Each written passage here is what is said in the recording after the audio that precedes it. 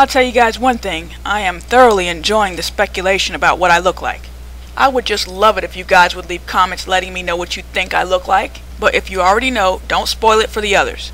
Alright Pete, besides trying to take a swipe at me, on what are you basing your belief or insinuation that I'm unattractive?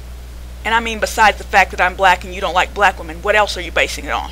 Is it just because I discuss men looking for beauty? Well, I talk about a lot of topics. Are you going to think that every single one I talk about applies to me? I'm a proponent of abortion, so that means I must have had one, right?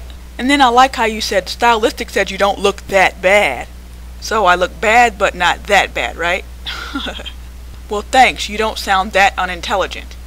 That's just a joke, by the way. But while I'm not quite sure what doesn't look that bad means, if it means that I look at least halfway decent, then what's with the insinuations that I'm ugly?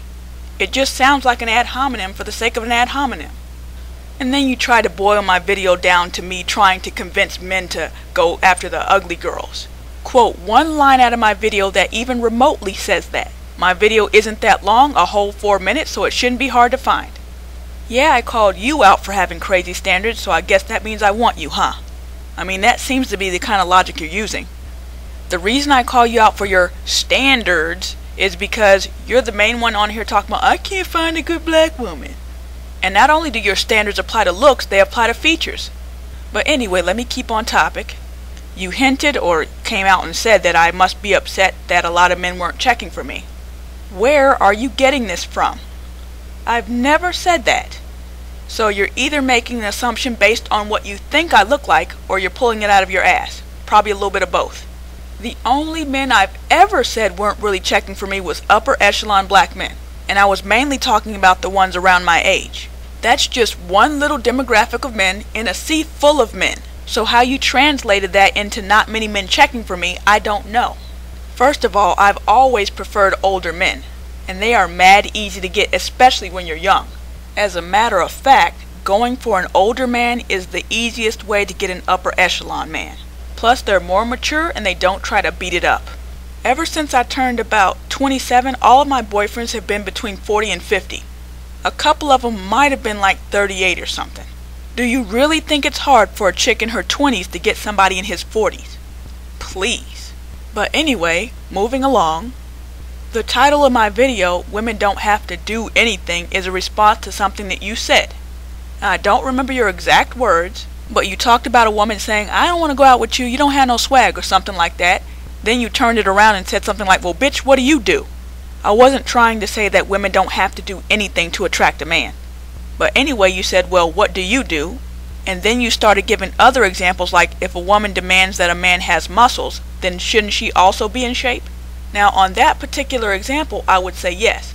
But still, there are some things that a woman can demand that a man have that she does not have to have herself.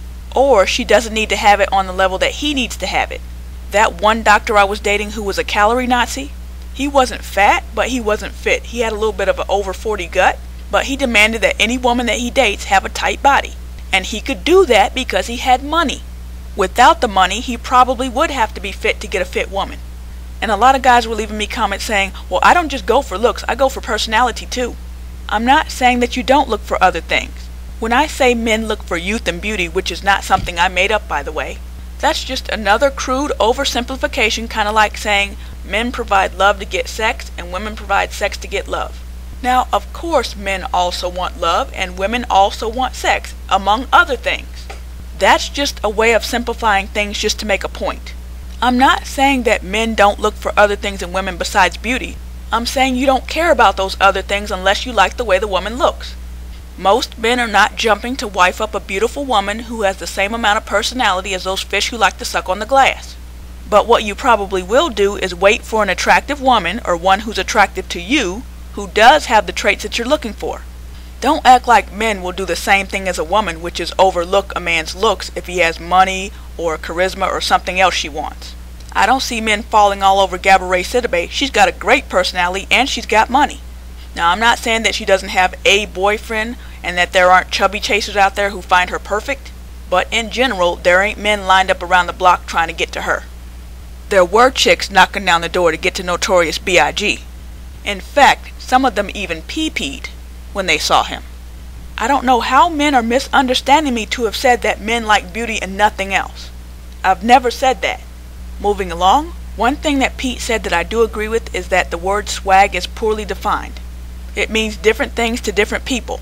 I think some people consider swag to be synonymous with personality, which, now that I think about it, would explain why they were leaving me the comments about, well, we like personality too. Well, swag to me doesn't mean personality. Swag to me is like extreme confidence or arrogance, and it usually manifests through body language. In the video where I showed the female Asian hip-hoppers, there was this one chick walking down the hallway like a black woman, and I said that's black female swagger. The way she was walking kind of looks arrogant. That's not the way a person who doesn't have a lot of confidence would walk.